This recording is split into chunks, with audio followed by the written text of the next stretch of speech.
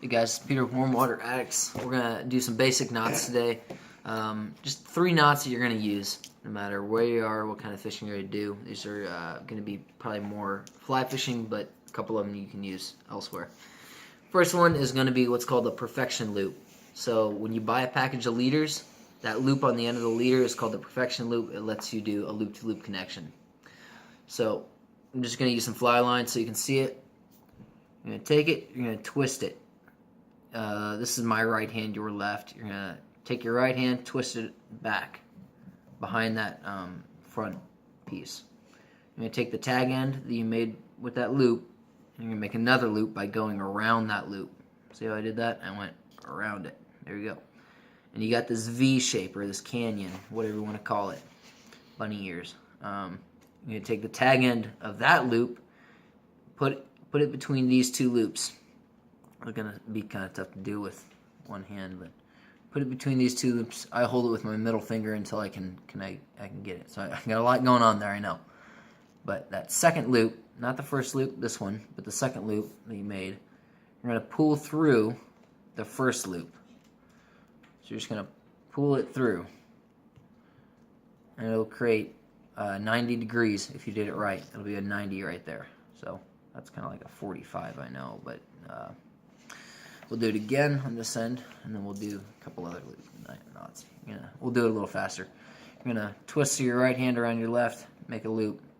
Take that tag end, go around that first knot, making a second loop. You're going to have a V shape. You're going to put the tag end right here into that crease right there. I like that word, crease. You're going to pull that second loop through the first loop. Tighten. If you did it right, you're going to have a 90-degree tag end. So it should come out like that, but it's fly line, so it's not stiff enough to do that. So that's your loop-to-loop connection. That's going to be on all your leaders, all your pre-made leaders. And if you make your own leaders, you can do that with a butt end. So another loop knot, staying on the loops, you use is when you're fishing and you want to do a loop right there. The only reason I do this is to give that fly more action. It can freely swing, through that loop. If you tie a clinch knot or something, nothing wrong with a clinch knot. I use them still, but that just gives it more of a jerky action. You pop it. But this one will give it a more swimming action. So to do that, I'm gonna kind of need an eyelet. Let's see here. You're gonna create an overhand knot. I'm gonna try to do this without a hook. You're going to do an overhand knot, so just a basic pretzel knot, if you will. Nothing complicated. Yeah, that's good. I don't know. Yeah, we'll go through. Okay, Joe just threw me this fly. That's kind of cool. So you got that overhand knot. You're going to put this end through that loop, or through the eyelet, sorry. Tighten that just slightly. You're going to go 2 wraps behind it. So see how I made... I'm going behind it. I'm going to do 1, 2, and then you're going to put that tag that you made the 2. You can actually see that a little better, like the tan. You got the loop. You got your 2 twists. You're going to put the tag end through the loop, and you're going to tighten. And it's going to create another loop, and you'll clip the tag end. But that's basically just to give it more action in the water. This one's a little easier to get out, to undo. So, I'm going to create an overhand loop, or overhand knot, just, first step of tying your shoe, that kind of thing. Right there, you're going to put the tag end through an eyelet, like that, nothing complicated. You're going to go behind, this is kind of where some people lose it. Then you're going to go behind it. So you're not going to do your 2 twists up here, you're going to go back here. Go 1, 2, and then you're going to actually put it back through that little overhand knot you made. And then you're going to tighten it. Like that. Yeah, there we go. Tighten it like that. So, not hard, really simple. Let's see, the other knot I was going to show you guys was called a surgeon's knot. I'm going to work on getting this thing out of the way here. And so far, all these have been loops. The loop-to-loop knot, so that's basically what's called a perfection knot, is so you can either loop a butt section of your leader to your tapered leader. Butt section of a leader, so a little butt section will have a loop on it, and then you have your tapered leader. You can loop to loop those, creating a full-length leader. And then you will have that Orvis knot. That's called the Orvis loop knot. And that's just to give the fly more action. I'm not ignoring you guys. I'm just trying to get this little stinker out of here. That loop is just to give it more action. Little more movement in the water. Every little bit helps when it comes to those tough days of fishing.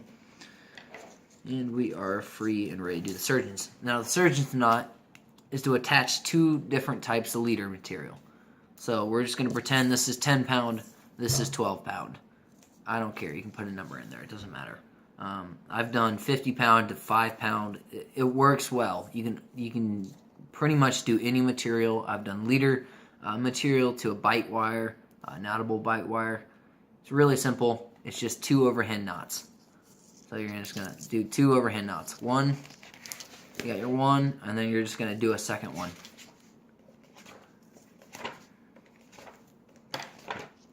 And you're going to tighten it. And these will not come undone. So you can see them, let's see, where's the camera? You can see them overlapping each other. You know, those are going to be really tight. You're not going to be able to do pull that off. You can actually see where I strip the fly line. You know, I can pull until it snaps. So that knot isn't coming undone. It's really easy, just 2 overhand knots. Nothing complicated. What are you doing today? Just this last one, bud.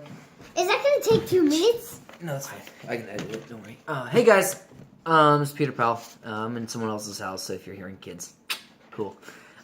So basically another really easy way to learn how to teach anything like that, just get a book.